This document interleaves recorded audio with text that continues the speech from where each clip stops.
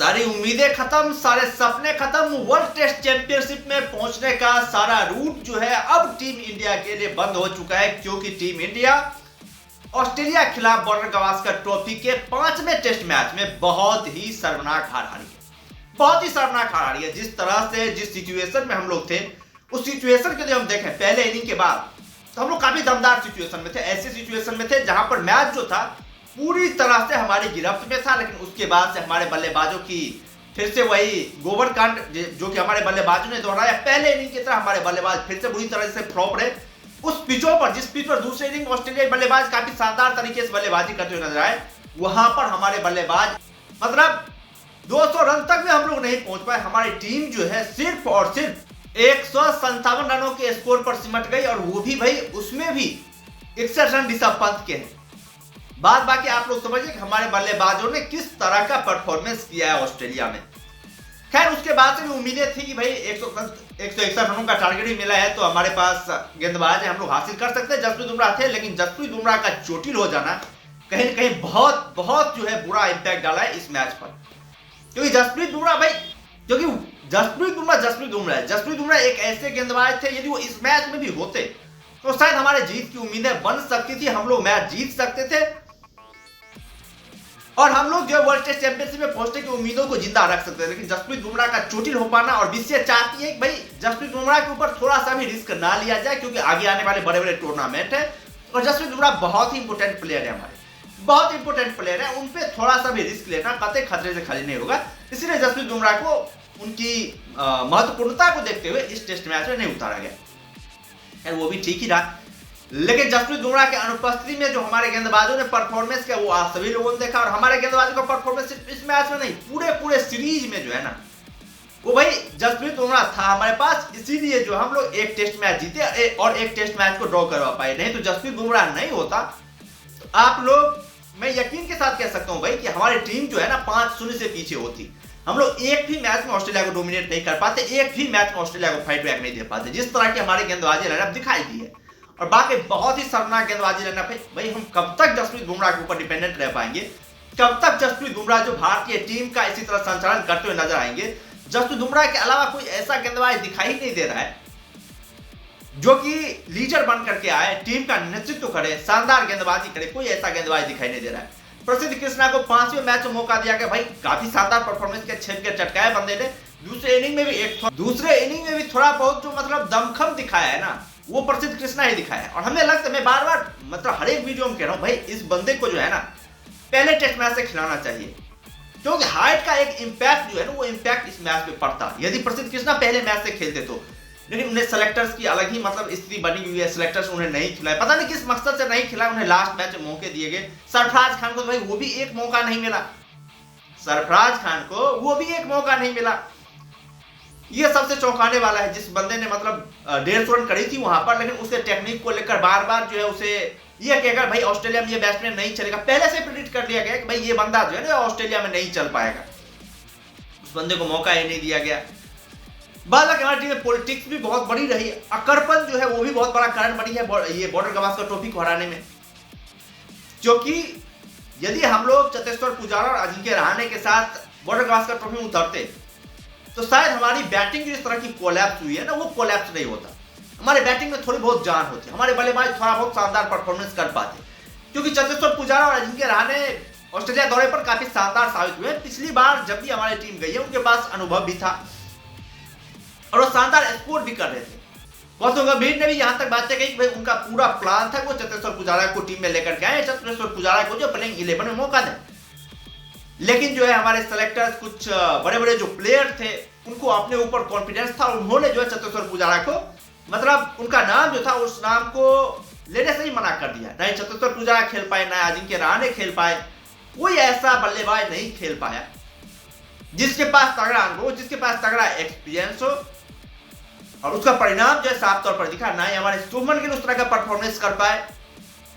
नीतीश कुमार रेड्डी की बात करें तो भाई इस बंदे ने भी एक ही इनिंग में जो है मतलब वो सेंचुरी जड़ा था। उसके बाद नीतीश कुमार रेड्डी को भी आप लोग देख लो, उनका भी परफॉर्मेंस नीलवट्टा सन्नाटा रहा है, कुछ भी वो भी परफॉर्मेंस नहीं कर पाए उस सैकड़ा जड़ने के बाद।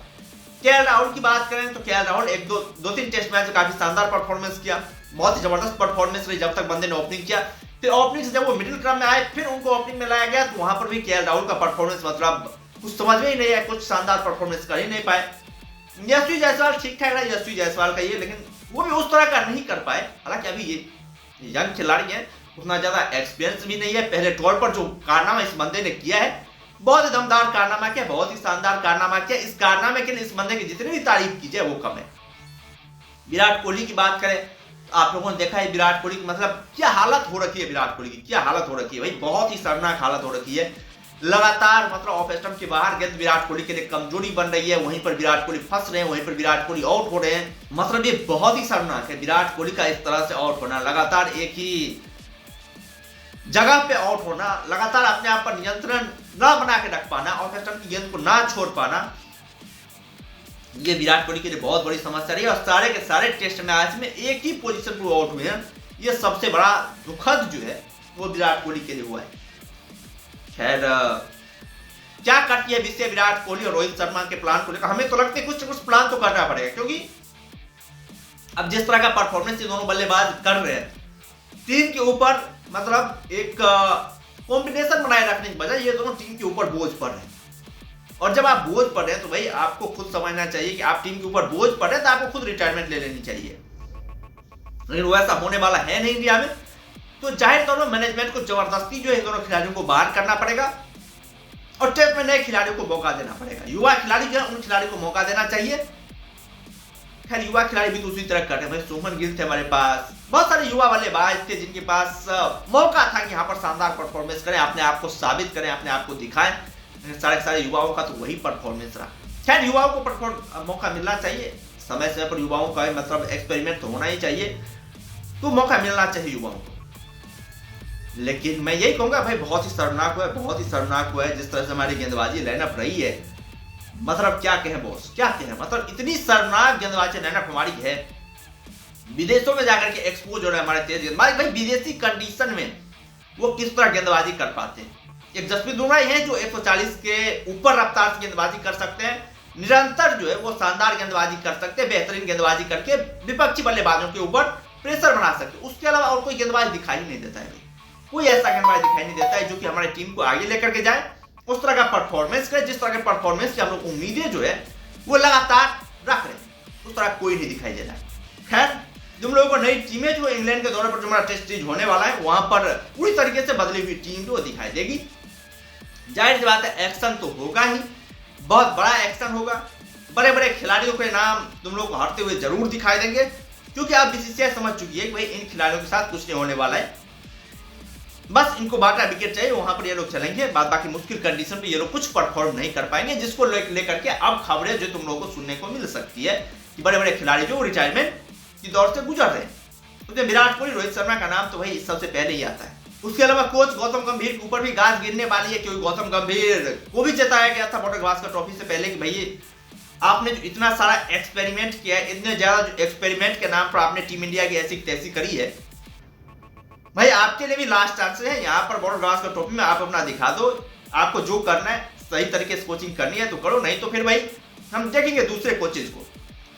ये गौतम गंभीर के लिए बहुत ही इंपॉर्टेंट था। गौतम गंभीर ने भी लास्ट मैच में बहुत सारे एक्सपेरिमेंट किए, खासतौर पर रोहित शर्मा को टीम से ड्रॉप करना मतलब बहुत बड़ा रिस्क फैक्टर था गौतम गंभीर के लिए, लेकिन गौतम गंभीर उस रिस्क के साथ गए, वो रिस्क सही हुआ, शानदार स्थिति में दिखाई दे रही थी टीम इंडिया, लेकिन बाद में जसप्रीत बुमराह के चोटिल हो जाने से जो है हमारी सारी की सारी उम्मीदें जो है वो धराशायी हो गई।